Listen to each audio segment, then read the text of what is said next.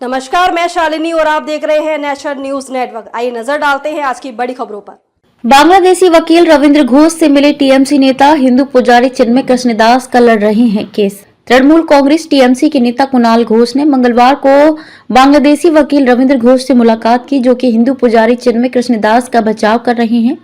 घोष ने पश्चिम बंगाल के उत्तर 24 परगना जिले के बैरकपुर में रविंद्र घोष के घर पर उनसे मुलाकात की। आपको बता दें कि रविंद्र घोष बैरकपुर में इलाज करवा रहे हैं। वे 15 दिसंबर को भारत पहुंचे थे। उनके वापस आने पर परिवार के सदस्यों ने राहत की सांस ली है।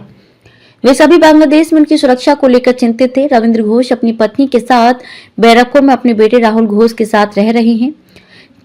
टीएमसी के पूर्व राज्यसभा सांसद कुणाल घोष ने बांग्लादेशी वकील से वादा किया कि वह पश्चिम बंगाल की मुख्यमंत्री ममता बनर्जी से मिलने का उनका अनुरोध उचित स्तर पर पहुंचाएंगे। कुणाल घोष ने कहा, उन्हें अपनी सरकार पर दबाव डालना चाहिए ताकि बांग्लादेश में अल्पसंख्यकों पर हो रहे अत्याचारों का अंत हो सके। उन्होंने बंगाल बीजेपी पर हमला करते हुए कहा, क्या यहाँ के बीजेपी नेताओं ने दास की रिहाई के लिए केंद्रीय नेतृत्व से संपर्क किया है? रविंद्र घोष ने कहा कि उन्होंने प्रधानमंत्री नरेंद्र मोदी को पत्र लिखा है।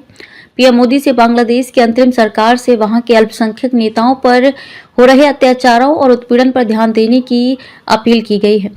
उन्होंने कहा, बांग्लादेश की अंतरिम सरकार को कोई अधिकार नहीं है कि वह पूर्व की लोकतांत्रिक रूप से चुनी गई सरकार के द्वारा लिए गए किसी नीति निर्णय को नकारे।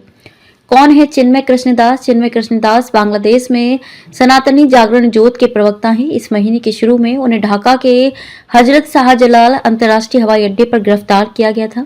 वे चटगांव में एक रैली में शामिल होने के लिए यात्रा कर रहे थे। उन पर राजद्रोह का मामला दर्ज किया गया था और उन्हें जमानत नहीं मिली थी।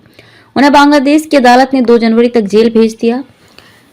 दास बांग्लादेश में हिंदू सनातनी समुदाय के अधिकारों के लिए मुख्य रूप से आवाज उठा रहे थे। उन्होंने अल्पसंख्यक सुरक्षा कानून, अल्पसंख्यक उत्पीड़न मामलों के त्वरित न्याय के लिए एक न्यायाधिकरण और एक समर्पित अल्पसंख्यक मंत्रालय की स्थापना की मांग की थी। उन्होंने अक्टूबर 25 को चटगांव और नवंबर 25 को रंगपुर में बड़ी रैलियां आयोजित की थी। गिरफ्तारी क्यों हुई? चिन्मय कृष्णदास को अक्टूबर 30 को चटगांव में राजद्रोह के आरोप में गिरफ्तार किया गया था। ये विवाद तब हुआ जब 25 अक्टूबर को लल दीघी मैदान में एक रैली के दौरान बांग्लादेश के आधिकारिक ध्वज के ऊपर केसरिया ध्वज फहराया गया था। दास को अदालत में पेश किया गया, जहां उनकी जमानत याचिका खारिज कर दी गई और उन्हें हिरासत में भेज दिया गया। उनकी गिरफ्तारी के बाद बांग्लादेश में व्यापक विरोध प्रदर्शन हुए। उनकी तत्काल रिहाई की मांग की गई थी। खबरों में अब तक के लिए बस इतना ही। फिर होगी आपसे मुलाकात एक ऐसी ही बड़ी खबर के साथ। तब तक के लिए नमस्कार और देखते रहिए नेशनल न्यूज नेटवर्क। ऐसे ही लेटेस्ट अपडेट पाने के लिए हमारे चैनल को सब्सक्राइब करें और तुरंत नोटिफिकेशन पाने के लिए बेल आइकन प्रेस करना ना भूलें। यदि आप हमें फेसबुक या इंस्टाग्राम के माध्यम से देख रहे हैं तो हमारे पेज को फॉलो जरूर करें। धन्यवाद।